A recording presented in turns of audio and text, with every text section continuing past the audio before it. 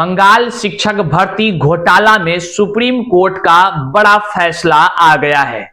कल 3 अप्रैल को supreme court ने साफ शब्दों में कहा, कलकत्ता हाई कोर्ट के जो फैसले थे उसमें बस अल्प संशोधन करते हुए हम उनके फैसले को बरकरार रखते हैं। बहरहाल उसके जजमेंट आते ही बंगाल में 25,700 के लगभग शिक्षकों की जो नियुक्ति 2016 में हुई थी, वैसे नियुक्ति से नियुक्त हुए शिक्षकों को सेवा मुक्त करने का जजमेंट आ गया। उससे काफी बंगाल के शिक्षकों में जो इस बहाली के तले जो शिक्षक बने थे उनमें हैरानी, हताशा, निराशा और कह लीजिए दुख तो होगा ही, लेकिन वहीं बिहार के शिक्षक अभ्यर्थियों में एक उम्मीद की किरण जग गई है। सवाल ये लोग करने लगे हैं, क्या बंगाल शिक्षक बहाली में जो घोटाले साबित हुए हैं, क्या बिहार में भी बिहार शिक्षक बहाली जो बीपीएससी टीआरई के द्वारा हो रही है उसमें विभिन्न तरह के मामले जो हाई कोर्ट में चल रहे हैं, कई सारे मामले हैं, क्या इसमें भी बंगाल शिक्षक बहाली के तरह ही उजागर होगा मामला? क्योंकि अभ्यर्थियों का कई तरह का मामला कोर्ट में चल रहा है। आरक्षण में कह लीजिए बदलाव या आरक्षण में गड़बड़ी का मामला भी हाई कोर्ट में चल रहा है। विज्ञापन के साथ छेड़छाड़, मतलब कि विज्ञापन के निकलने के बाद बदलाव कर परीक्षा का जो है कि आयोजन हुआ, ये सब चीज हुआ। भाषा आर्ता, आप समझ ही रहे हैं, भाषा आर्ता मतलब कि परीक्षा समाप्त होने के बाद एक बड़ा नियम में बदलाव किया गया। ये तमाम मामले और ऐसे दर्जनों मामले हैं जो हाई कोर्ट में चल रहा है।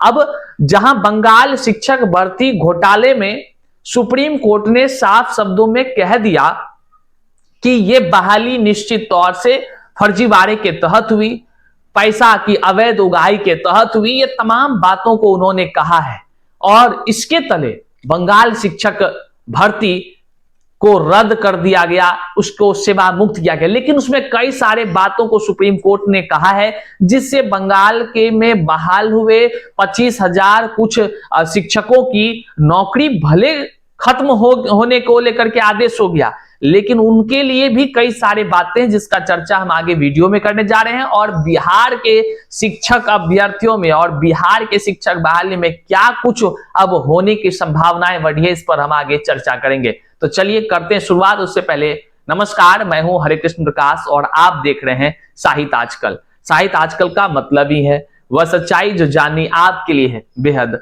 आवश्यक।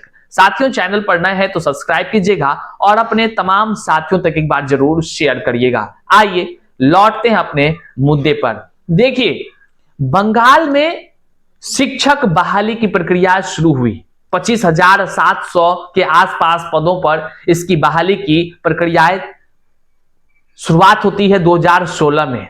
जब 2016 में यह शुरुआत होती है तो उस समय में काफी होता ही है कि फर्जीवाड़ा करने वाले लोग, जो स्कैम करने वाले लोग हैं, जो भ्रष्टाचारी लोग हैं, जो दलाली करने वाले लोग हैं, जो धन की अवैध उगाही करते हैं, वे सारे लोग एक्टिव हो गए।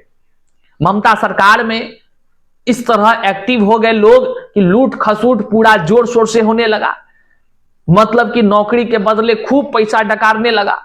उसके बाद मामले का खुलासा धीरे धीरे होने लगा, मामले हाईलाइट होने लगे। देखिए, हम आपको बीपीएससी शिक्षक बहाली से भी जोड़ेंगे इस तरह के मामले को कि यहां क्या हो रहा है और वहां क्या हो रहा था। तो जब वहां पर इस तरह के मामले निकलकर सामने आने लगे तो फिर रीट याचिकाएं का सिलसिला शुरू होता है कलकत्ता कोर्ट में। जब वहां रीट याचिका शुरू हुआ तो रीट याचिका चलती रही और लोग उधर नौकरी करते रहे। लोगों को लगता था कि अब तो नौकरी हो गई, एक बार नौकरी हो गई तो भैया कौन हटा सकता है, बात भी वाजिब है, लोग ऐसा ही सोचते हैं। बीपीएससी से भी बने शिक्षक जो हैं आज वही ऐसा ही सोचते हैं। उसको भी लगता है भैया टीआरई 1 में चयन हो गए, चाहे काहे ना फर्जी सर्टिफिकेट हो, फलना हो चिल्ला हो, ये कह थोड़े रहे ऐसे। सब जिला स्थापना में लिस्ट निकला, सब सरकारी आधिकारिक लेटर निकला जिसमें ये प्रमाणित हुआ कि कई हजार लोग फर्जीवाड़ा को अंजाम देकर जिसके पास सर्टिफिकेट तक नहीं था वे लोग भी बीपीएससी से चयनित हो गए। अब सवाल तो ये उठता है कि जब नियम कायदे बने होते हैं उस समय कैसे कोई लोग गलत तरह से इतने प्रक्रियाओं से बीपीएससी जैसे गरिमामय संस्थानों के द्वारा परीक्षा होती है वहां से चयनित होकर कई तरह के फिल्टर होने के बाद अवैध लोग कैसे एंट्री कर शिक्षक बन गए, यहां तो सवाल लोगों ने उठाना शुरू किया, अभ्यर्थियों ने उठाना शुरू किया। अब आपको हम ले चलते हैं बंगाल शिक्षक भर्ती घोटाला, वहां भी लोग आवाज उठा रहे थे, लोग कह रहे थे, खुद जो शिक्षक बने वो भी कह रहे थे कि धांधली खूब हो रहा है, कोई न मानने को तैयार। और किसका मिजाल भैया जो बहाली रद्द कर दे, ममता सरकार है, सबको ये भी हिम्मत था, या इससे यहां नीतीश कुमार की सरकार है, सबको हिम्मत है भैया, जो हो गया सो हो गया, 2006 से हो रहा है, सब कुछ हो रहा है। तो उसी तरह, लेकिन कहते हैं ना देर भले होता है दुरुस्त होता है, हिसाब एक एक होता है, और वे लोग का क्या होगा जो लोग इस तरह फर्जीवाड़ा को अंजाम देते हैं। तो देख लीजिए high court, Calcutta high court में जब सुनवाई होती है तो कलकत्ता हाई कोर्ट ने इसको 2024 के आसपास में इसको ट्रांसफर कर दिया सीबीआई को। तो जब सीबीआई के पास ये मामला गया तो सीबीआई इसकी जांच शुरू की, जांच में बड़े बड़े खुलासे हुए, अवैध तरीका से कैसे नौकरी के नाम पर पैसा अर्जित किया गया, कैसे दलालों के द्वारा धन उगाही किया गया, कैसे बड़े से बड़े लोगों की साठगांठ हुई, और कैसे 25,000 कुछ पदों की नौकरी में बंदर बांट हो गया और लोगों को नौकरी दिलाने के बदले खूब धन उगाही का सबूत मिला सीबीआई को। फिर सीबीआई के तरफ से कोर्ट को बताया गया, या तमाम प्रक्रियाएं हुई, हम संक्षिप्त में बता रहे हैं आपको। जब प्रक्रियाएं हुई तो हाई कोर्ट, जो कलकत्ता हाई कोर्ट है, उन्होंने फैसला सुनाया। उन्होंने यहां तक कह दिया फैसले में कि ये बहाली अवैध तरीके से है, भ्रष्टाचार से युक्त है, तमाम तरह के सबूत मिले हैं, इस बहाली से चयनित जितने शिक्षक हैं सबकी नौकरी खत्म की जाए और वेतन भी वापसी की जाए। ये बातें हुई। उसके बाद जो है कि सुप्रीम कोर्ट तक ये मामले पहुंचता है। अब मामला जब सुप्रीम कोर्ट का होता है तो आप जानते ही हैं कि सुप्रीम कोर्ट का जो जजमेंट होता है वो सर्वमान्य होता है। तो सुप्रीम कोर्ट में कल 3 तारीख को फैसला आया, और इस फैसले में सुप्रीम कोर्ट ने साफ शब्दों में कहा बंगाल शिक्षक भर्ती नहीं बल्कि एक घोटाला था। इस घोटाले में अवैध धन की कमाई की गई, पैसे के बदले नौकरियां बांटी गई, लोगों को मूर्ख बनाकर शिक्षक बनाया गया, और योग्य युवाओं के तकदीरों के साथ बड़ा खिलवाड़ हुआ जो बर्दाश्त लायक नहीं है। मतलब उन्होंने कहा पूरी प्रक्रिया ही भ्रष्टाचार से युक्त रही, और उन्होंने आदेश दिया कि यह बहाली के तहत बहाल हुए सभी शिक्षकों की नौकरी को समाप्त की जाए। उसके साथ ही वेतन वापसी की भी प्रक्रियाएं शुरू होनी चाहिए। देखिए अलग अलग अखबारों में जो निकलकर सामने आ रही है इसमें कई सारी बातें हैं, लेकिन हम आपको बता दें सुप्रीम कोर्ट ने तमाम वो नौकरी कर रहे शिक्षकों के लिए भी उपाय लागू किया है। उन्होंने जजमेंट में बताया कि जो लोग दिव्यांग होंगे और वो शिक्षक के रूप में नौकरी कर रहे थे बंगाल शिक्षक भर्ती वाला परीक्षा के तहत, दिव्यांग वाले लोगों को वेतन भी दिया जाएगा तब तक जब तक कि इसकी नई जो है कि नियुक्ति नहीं हो जाती है, इस शिक्षक बहाली के का अगला नियुक्ति नहीं हो जाए, उनको तब तक पैसा देना है, मतलब वेतन उसको उसका चलता रहना चाहिए, ये भी ऑर्डर में है।